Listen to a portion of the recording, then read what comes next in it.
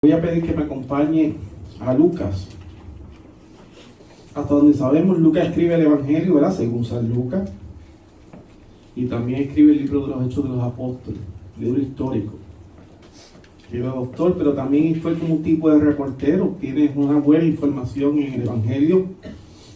Algunos libros de comentarios de Lucas son extensos, bastante amplios. Con los detalles que Lucas coloca. Es lo que recoge. Lucas va recogiendo de diferentes fuentes y lo coloca en su evangelio.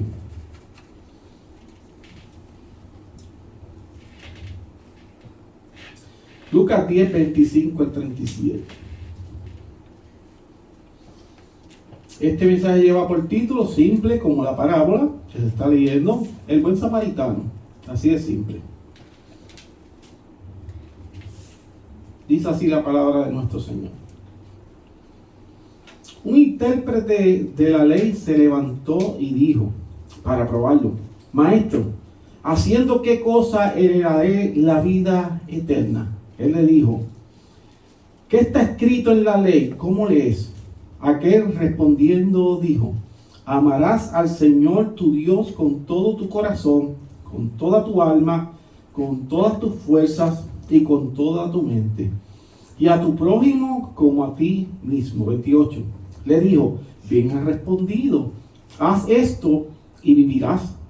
Pero él, queriendo justificarse a sí mismo, dijo a Jesús, ¿y quién es mi prójimo?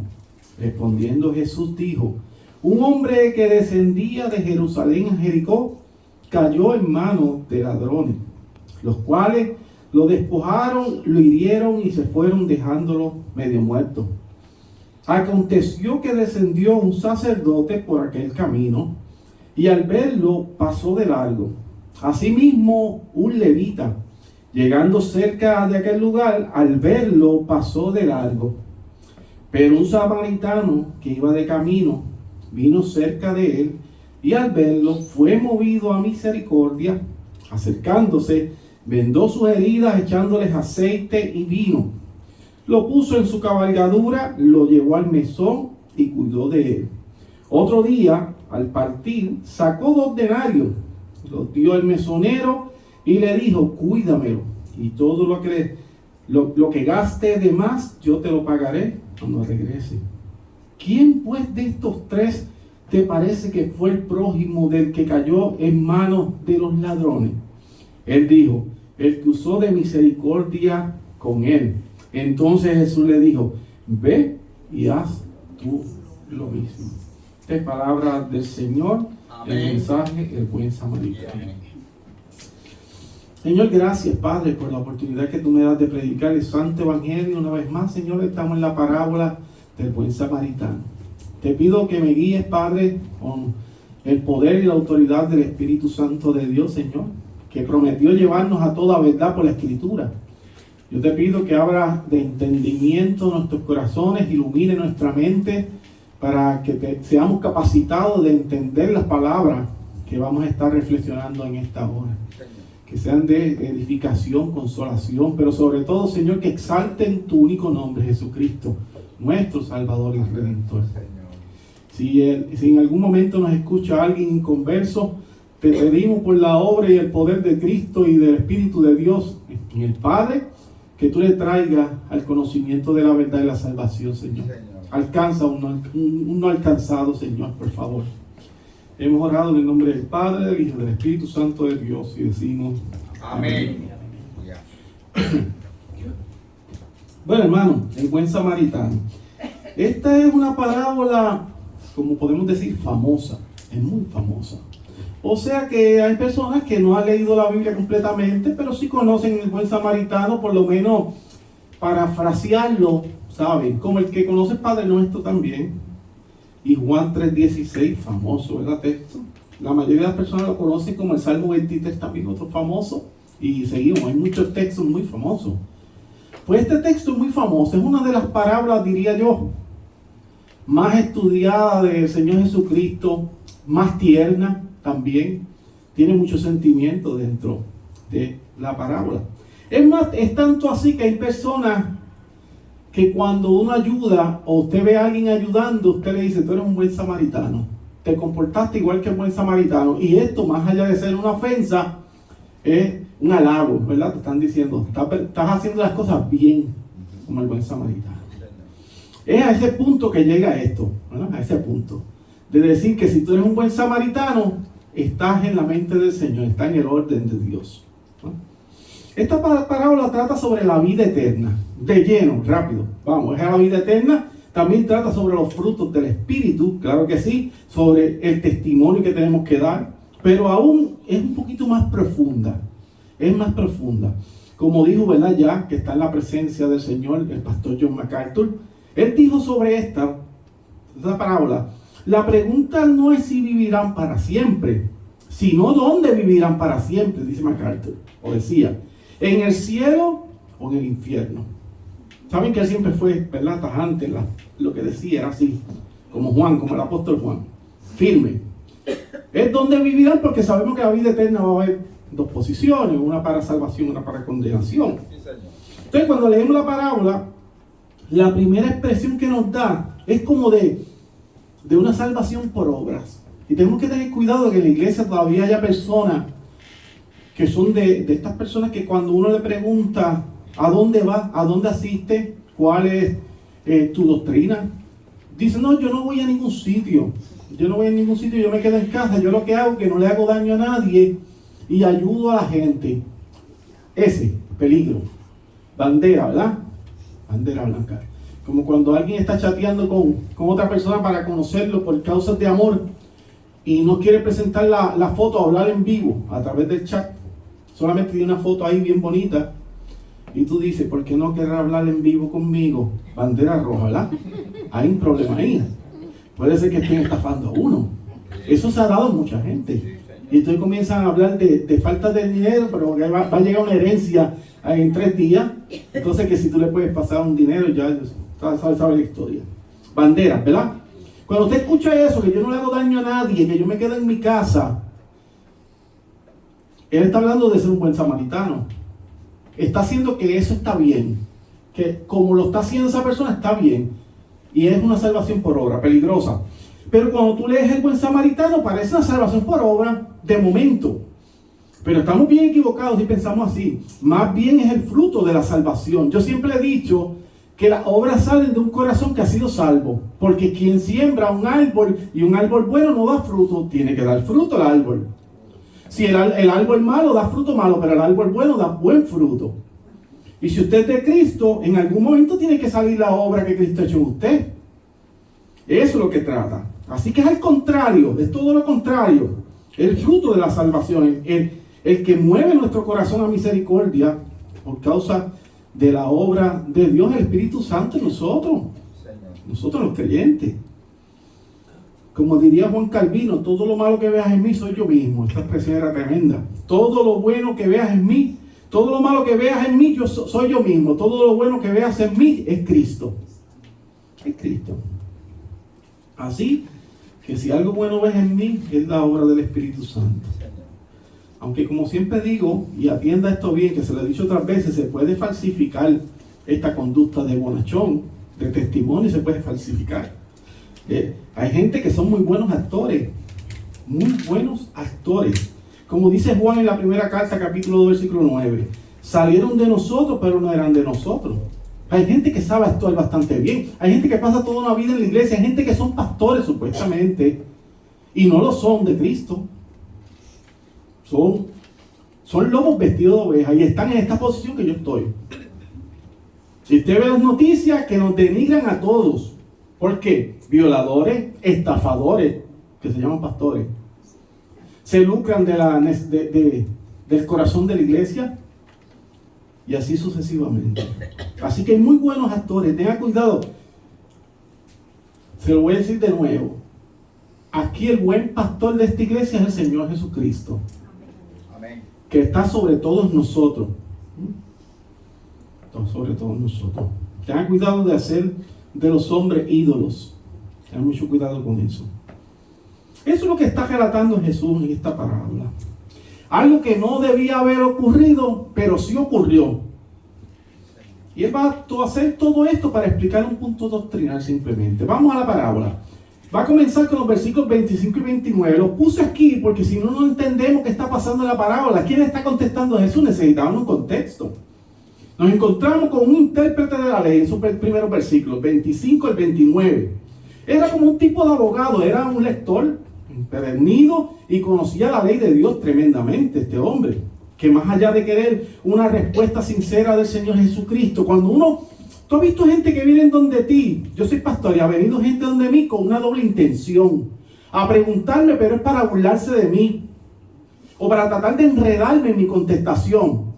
Una mala intención, pero también ha venido gente a donde mí a preguntarme cosas doctrinales, el Espíritu Santo, la salvación, la crucifixión de Cristo, todo eso, pero de manera sincera porque no conoce y tiene hambre de aprender. Pero hay gente que lo hace todo lo contrario. Este hombre estaba haciendo esto. Él pretendía hacer una pregunta capciosa, con intención de probar al Cristo. Él estaba haciendo una pregunta capciosa, perverso. Recuerden que en muchas ocasiones querían tentar al Señor con preguntas malintencionadas, y eso se lo hacen ustedes también. La pregunta del intérprete de la ley, versículo 25. ¿Haciendo qué cosa heredaré la vida eterna?, le pregunta al Señor Jesucristo. El Señor Jesucristo rápidamente contesta con otra pregunta. Mire qué sagaz nuestro Dios. Versículo 26. ¿Qué está escrito en la ley? ¿Cómo lees? No lo bloquea. Él sabe que conoce, es un intérprete de la ley. El Señor conoce qué hay en lo más profundo del corazón de los hombres. Rápidamente, el intérprete de la ley contesta. Él conocía la respuesta. Claro que sí. Para conocer. 27. Amarás al Señor tu Dios con todo tu corazón, con toda tu alma, con toda tu fuerza y con toda tu mente, y a tu prójimo como a ti mismo. ¿Contó algo? ¿Él ha dicho algo equivocado? No, lo dijo bien. Está diciendo la palabra del Señor. En el versículo 28 el Señor le felicita. ¿Lo ve? El Señor le felicita al intérprete de la ley. Le dice que si hace eso, él va a vivir. Haz esto y vivirás. Sagaz nuestro Señor. Entonces aquí debemos utilizar la famosa expresión que dice: es más fácil decirlo que hacerlo. Nosotros en la iglesia hay gente que nos ve a veces como de falso. ¿Sabe por qué? Porque a veces nosotros hablamos mucho pero no hacemos mucho. Entonces esa balanza que tenemos, somos todos, que nos pasa. Sí, yo voy a orar por ti, yo voy a hacer esto, pero a veces uno puede ayudar de otra manera además de la oración y no lo hace. Entonces nos ven como falsos. Entonces la iglesia está siendo denigrada por causa del mal testimonio que a veces damos nosotros mismos. Primero yo. Tenemos una balanza. Hablamos más porque es más fácil decirlo que hacerlo. ¿Y por qué es esto? Pues porque somos seres pecadores. Todos los que estamos aquí, incluyendo el que está predicando, somos pecadores. Mire qué cosa. Le tengo esta noticia esta mañana. Todos nosotros somos pecadores. Todos. Cada uno de nosotros. Aún los que estamos en Cristo, tenemos un pecado remanente. Que solamente va a finalizar cuando este cuerpo sea glorificado, semejante al de nuestro Señor Jesucristo, dice el apóstol Pablo. Semejante al del amoroso Señor Jesucristo. Mientras tanto tenemos lucha. Lucha increíble. Versículo 29, vemos al intérprete de la ley que se justifica. Eso yo lo he hecho muchas veces, justificarme, y usted también. Él se justifica. Recuerden que este tipo de individuos no les importa más el qué dirán que cumplir la palabra de Dios. Ese tipo de individuos le importa más lo que dice la gente. Es malo vivir pensando siempre con el qué dirán, es bien difícil vivir. No puede uno casi respirar pensando en el qué dirán. Y por cierto, eso ocurre más de lo que quisiéramos, ¿verdad? Y hablo del falso creyente que vive de apariencia. Hay una canción que dice: fuego de noche y nieve de día. Eso se acuerda, ¿verdad?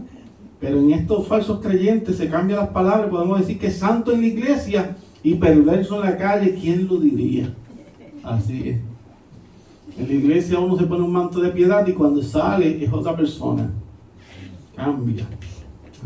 Estoy hablando de esto porque el Señor está hablando con un intérprete de la ley que es así. Está haciendo una pregunta para probar al Señor. O sea que parece un religioso, pero al final no lo es. Tiene conocimiento, pero no tiene piedad. Usted sabe que hay bibliotecas vacías y frías dentro de las iglesias, que son seres humanos. Este hombre que está relatando Lucas pretendía iniciar una discusión acalorada con el Cristo. Él quería entrar en un careo, pero lo que recibió fue una respuesta, mire, amable y con afectuosa moderación del buen corazón de Dios. Se confundió, venía a tratar de trancar a nuestro Cristo y el Señor le contesta con una parábola. Y lo dejó mal, lo sacó de sitio al hombre. Aquí se cumple lo que dice el Proverbio 25:15, la lengua amable quebranta hasta los huesos. Mire, hermano, yo he probado esto tantos años, a veces me sale, a veces no, porque a veces tengo coraje. Pero lo he probado. Hay gente que tú lo ves, que tú llegas a un sitio y están hostiles, que te están atendiendo, y tú te acercas calladito por la esquina y dices, ¿tú tienes algún problema? ¿Tú me permites orar por ti? Es que te veo que estás como exaltado. ¿Quieres que te ayude en algo? Mira, y los desarma. Cambian hasta la cara, se ponen hasta pálidos. Los desarma. Lo que tú le estás diciendo, quiero orar por ti. Te está pasando algo mal, te veo que te sientes como mal, que necesitas ayuda. ¿En qué te puedo ayudar? Y los desarma. Usted lo ha probado eso a veces. Usted lo ha probado.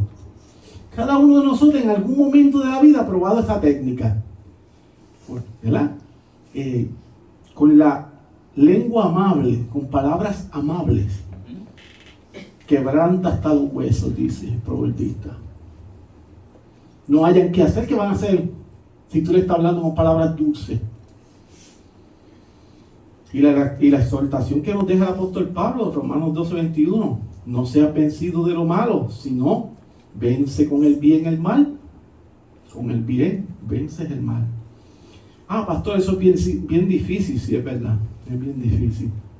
Pero así dice la palabra del Señor, que tenemos que ser mejores personas, imitar a nuestro Cristo. Es difícil. Mira, a veces yo he tratado de hablar palabras bonitas y palabras de consuelo y de promesas bíblicas con un coraje por dentro. Un coraje. Y aquello como un volcán. Y bajo. Y digo, no, pero yo tengo que obedecer a mi Señor. Mi Señor dice esto y yo, ay Señor. Y me imagino muchas cosas, ¿verdad? Porque me tiene molesto la persona. Pero entonces para obedecer a Cristo, bajo. No me sale siempre. No se crea. A veces que he fallado. Si le digo que soy perfecto, pues no soy un ser humano. Pero debemos intentarlo. Se vence con el bien el mal. El intérprete de la ley le pregunta, el versículo 29, si usted tiene la Biblia abierta, ¿quién es mi prójimo? Y esa pregunta era para justificarse. O sea, ya el Señor lo tiene rodeado completo. Ya ha cerrado todos los argumentos de este intérprete de la ley y ahora él se siente asfixiado delante del grupo que hay y que él quiere justificarse porque a él le importa más cómo quedar delante de los demás que lo que está diciendo el Cristo, la palabra de Dios. Y él dice, ¿quién es mi prójimo? Solamente para justificarse. Ahora pasamos a la parábola del buen samaritano, los versículos 30 al 37. Aquí que el Señor hace fiesta de nuestro Señor Jesucristo, magistral. Aunque Jesús está relatando una parábola, el camino que desciende desde Jerusalén a Jericó es real y peligroso. Él está utilizando un área que es real, aún en el tiempo presente. Estaba estudiando un poco de ese camino y aún hoy día es peligroso ese camino. Está lleno de cuevas y en esas cuevas se escondían ladrones que cuando alguien pasaba solo, algún grupo, y si eran varios ladrones, les robaban. Era peligroso. Le decían camino de sangre también a ese lugar. Tenía precipicios de casi 100 metros, o sea que tú si ibas en la oscuridad, en aquel tiempo no había energía eléctrica, ni postes ni nada, pues podías caer por un precipicio. Jerusalén se encuentra casi de 800 a 1000 metros sobre el nivel del mar. Y Jericó, 240 metros bajo el nivel del mar. Por eso es que siempre se leía o se lee en la Biblia, vamos a subir a Jerusalén o bajar a Jericó. ¿No es así? Sí. O sea, que cuando tú estás saliendo de Jerusalén hacia Jericó, que son como 27 kilómetros de distancia, estás bajando como una cuesta, como decimos nosotros. Estás bajando todo el tiempo. Así de peligroso. Uno bajando, oscuridad, cuevas, ladrones, un camino malo en aquella época, precipicio. O sea que el hombre se tiró por un lugar bien mal. El lugar que presenta a Cristo es un lugar feo. ¿No? El escenario es feo. Es feo. ¿Ya se lo imaginó el camino? Estamos ahí. Uno viene a la iglesia, escucha el mensaje y va imaginando qué historia está contando Cristo, ¿verdad? A través de las parábolas de la historia. En el versículo 30, Jesús presenta la historia. Es simple, es muy simple, claro está, pero es muy triste. Un hombre que se dirigía a Jericó desde Jerusalén es asaltado. Como Puerto Rico pasa aquí. Aquí no lo dejan medio muerto, aquí lo matan. Puerto Rico es distinto. Le quitaron todo a este hombre, lo hieren dejándolo al borde de la muerte. Hoy día, ¿sabes qué eso sucede? Al borde de la muerte. Ese es el panorama que presenta Cristo al intérprete de la ley. Mira, esto tengo. Ahora Cristo va a presentar lo que dice en Miqueas 6:8. ¿Y qué pide Jehová de ti? Solamente hacer justicia y amar misericordia y humillarte ante tu Dios. Es lo que pide Dios. Y Cristo va a presentar eso al intérprete. Entonces el Señor le describe a 3 personajes. Todos ellos se encuentran con aquel hombre moribundo. Todos los 3. No se sabe quién es el hombre moribundo. No se dice si es judío, qué posición tiene. Venía de Jerusalén. Era samaritano y venía a adorar. Poco probable. Era judío que venía de la fiesta, era de la diáspora, de otro sitio. Probablemente. Pero no dice. Así que el primero es ¿quién? Un sacerdote. Versículo 31. El primero que ve al hombre es un sacerdote. El segundo es un levita, versículo 32. Y tercero, versículo 33, un samaritano. Esos 3 personajes están ahí. Si se da cuenta, los primeros 2 eran de la élite religiosa. Religioso completo. No, el levita pues tiene una casta que es tremenda, porque es de la tribu de Leví. Ellos eran los únicos que podían trabajar en el templo. Pero el sacerdote era el que hacía los sacrificios también en el templo. O sea que era gente importante, religiosos importantes. El tercero, un samaritano.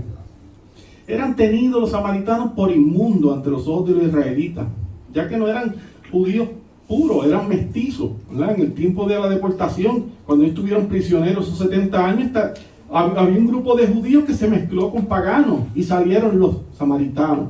O sea que tenían mezcla, no eran judíos con la pureza, ¿verdad? De esa etnia, sino que ya estaban mezclados con otras razas. Y ellos no se llevaban bien con ellos. Los primeros pasan de largo, los 2 religiosos. Pero entonces el menos que se espera es el que actúa como un verdadero siervo de Dios, el samaritano, el que no quería. Por cierto, cuando los judíos comienzan a reconstruir el templo, los samaritanos tiraban cerdos en las áreas donde estaban reconstruyendo el templo para que los judíos se contaminaran con los cerdos. Eran malitos también. O sea que había un odio entre ellos. Saben que el judío no puede tocar cerdo, no puede comer cerdo. Para que se contaminaran y se atrasara la construcción del templo. Así que había una gran disputa entre ambos grupos. Claro, Cristo posteriormente rompe esto hablando con la samaritana en el pozo. Esa historia es muy importante aquí.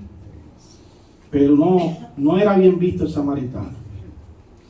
Y es intencional la ilustración de Cristo, que la persona que ayuda es el que los judíos desprecian. El que ayuda al que está tirado moribundo es una persona que los judíos desprecian. Un samaritano. Él está poniendo esta ilustración para que el intérprete de la ley vaya pegándose a la pared, ¿verdad? Contra la pared, con toda la exposición que está haciendo Cristo. ¿Sabes que cuando yo le hago preguntas en la escuela dominical que digo, lo estoy poniendo contra la pared, diga algo, y Cristo lo está poniendo contra la pared al intérprete? Oye, pasó el sacerdote, pasó el levita, pero entonces el que ayuda es el samaritano. Un pueblo que es inmundo para nosotros. Aquí se ve algo muy importante, y es que las posiciones eclesiásticas no salvan a nadie. Porque tú te llames pastor, anciano, diácono, seas miembro de la iglesia activo, eso no salva a nadie, esos nombres no salvan a nadie. El que salva es Cristo delante de un corazón rendido ante su majestad. Por eso es que va a haber mucha gente que se llaman pastores que irán al infierno.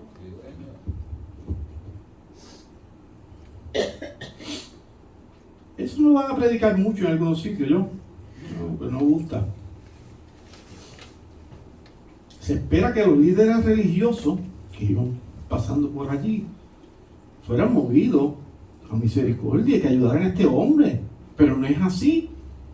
Tal vez se puede, aquí en algo, tal vez podríamos justificar al sacerdote, escuchen, no me malinterprete, podríamos haber justificado un poco al sacerdote si fuera a trabajar en el templo, pero no es así. El sacerdote viene de Jerusalén hacia Jericó, entonces no iba para el templo en Jerusalén, él está saliendo de Jerusalén, bajando, ¿verdad? Porque le dije una cuesta. Pues entonces él ya podía tocar al hombre herido, se podía contaminar con él. Pero si él iba a trabajar en el templo, oye, se podía justificar quizá un poco que no lo tocara porque va a hacer un oficio en el templo. Entonces se coloca inmundo si toca a aquel hombre moribundo. Y tiene que esperar tiempo para purificarse. Esa era la ley. Pero él no, ya venía de Jerusalén. En los versículos 35 en adelante se ve la obra que hizo el samaritano con aquel moribundo. Vendó sus heridas, les echó aceite y vino, dice allí. Y lo llevó un mesón en su cabalgadura. Le dejó dinero el dueño del mesón para que lo cuidara. Y si hacía falta algo más, él lo iba a pagar cuando él regresara. ¿Qué clase de corazón, verdad? Uno se consigue en la vida con gente que son así, que te cuidan. Necesitas algo, estás bien. Hay gente así como el corazón del buen samaritano. No crea que no, porque somos pecadores, no hay ninguno entre nosotros que es así. Si hay gente así, que está pendiente a la necesidad. En el versículo 36 viene la pregunta de confrontación. ¿Quién pues de estos tres te parece que fue el prójimo del que cayó en manos de los ladrones? Lo puso así completo. Ahora contesta. Tú que sabes mucho, ¿verdad?, de la ley, contesta ahora.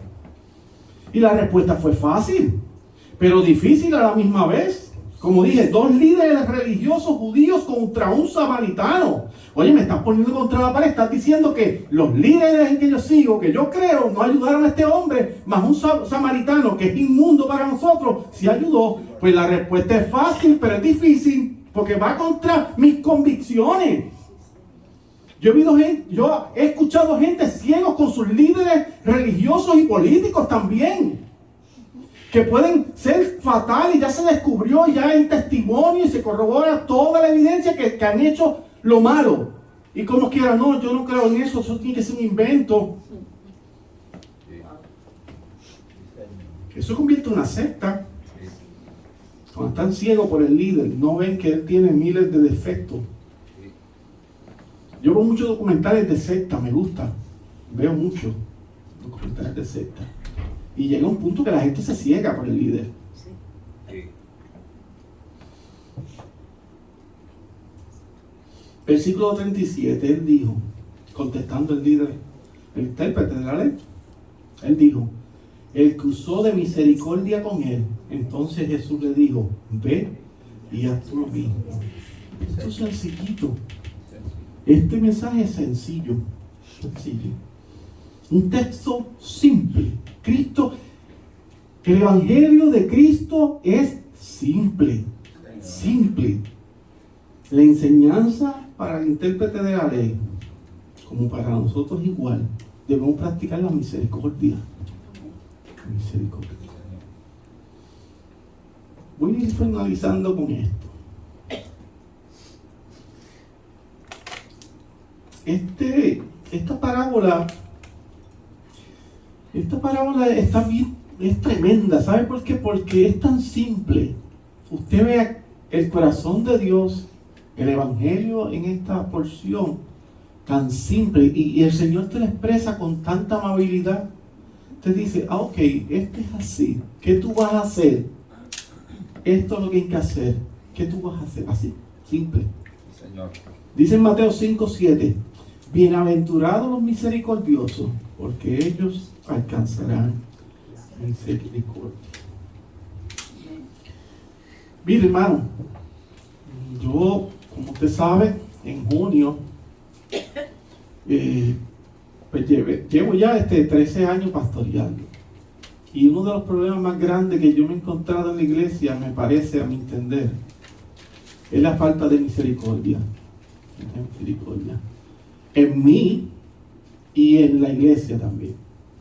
Poco a poco yo he ido analizando todos los años, conversaciones que he tenido con personas, y a veces tenemos mucha ira adentro. Y entonces eso nos evita ser misericordiosos. La misericordia. Si todos fuéramos misericordiosos, no es que no tenemos misericordia, es que a veces nos detenemos. Cada uno de nosotros debe tener algo de misericordia, porque somos siervos de Cristo. A veces no lo expresamos como quisiéramos. Nos detenemos. Si todos expresamos misericordia, la vida cambia. La vida dentro de la iglesia y sobre todo la vida en el exterior cambia. ¿Y con quién o quiénes, verdad? ¿Cómo debemos practicar esta misericordia? A veces practicamos misericordia con grupos específicos. Si el objeto donde tenemos que practicar misericordia no piensa igual que yo, pues no es de mi religión, no es de mi partido político, es un enemigo, entonces no merece nuestra misericordia.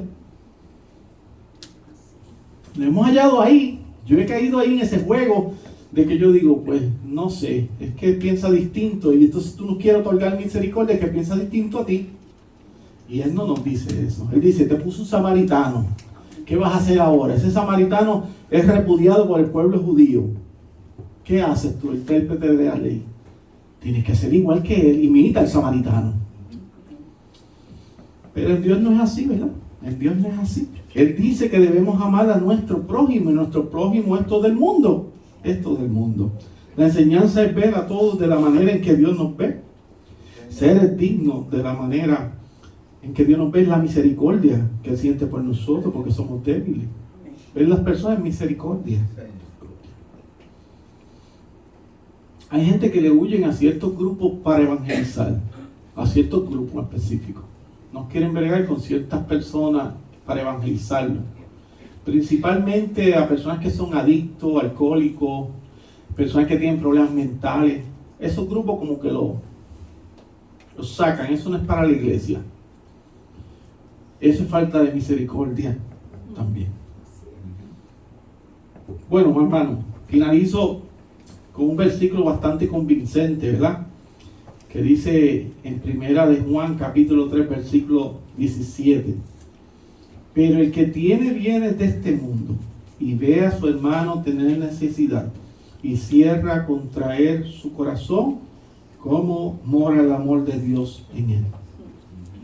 Porque ese versículo o esta parábola trata de eso, de mostrar piedad, misericordia, ver la necesidad, y si tú puedes, porque si no tienes, pues si tú puedes ocupar, pues ocupa y ayuda.